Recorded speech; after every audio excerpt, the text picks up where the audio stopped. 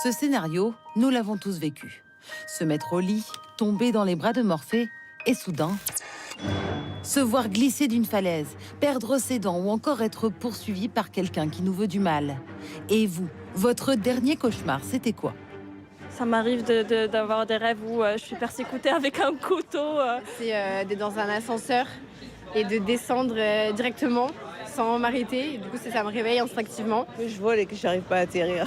Parfois, j'imagine que je suis dans le noir et que je vois qu'il y a des monstres qui sont tout noirs juste derrière moi. Près de 40% de la population fait des cauchemars au moins une fois par mois. Pourquoi le cerveau fabrique-t-il ces mauvais rêves? Tout simplement pour canaliser nos angoisses.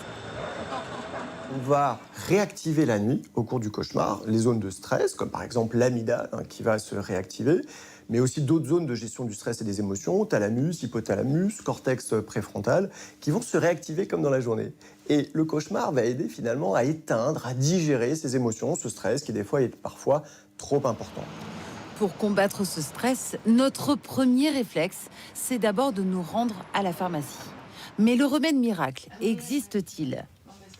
Alors, si vous avez envie de bien dormir, il faut déjà être bien détendu. Vous pouvez prendre des plantes qui vont abaisser le niveau de stress, toutes riches en tryptophane, et qui est le précurseur de la sérotonine. Et la sérotonine, effectivement, a tendance à calmer le niveau de stress. Attention, ces deux molécules permettent de retrouver le sommeil, mais pas d'en finir avec les cauchemars, ni la mauvaise humeur et la fatigue qui en résultent. On n'est pas bien, on sursaute. Je me réveillais souvent en sueur aussi. Je me réveillais en pleurant en fait, j'étais en pleurs. Lorsqu'ils sont réguliers et qu'ils influent sur notre comportement au quotidien, on parle de maladie des cauchemars. Je vous inviterai à fixer le haut de mes doigts et puis vraiment à partir comme ça avec les yeux, voilà. Pour s'en débarrasser, il existe une thérapie très efficace, le MDR, qui permet d'agir sur les conséquences d'un choc ou d'un traumatisme. Voilà, exactement. Allez, vous soufflez.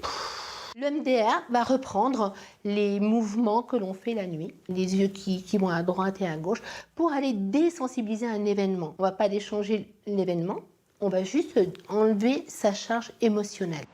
La maladie des cauchemars touche 6% de la population. Parfois, les patients revivent exactement le même scénario. Dans ce cas, les psychiatres proposent une autre méthode, la réactivation d'imagerie mentale. Fermez les yeux, vous laissez venir l'image un peu naturellement dans votre tête. Objectif, modifier progressivement le scénario d'un cauchemar grâce à des exercices de visualisation.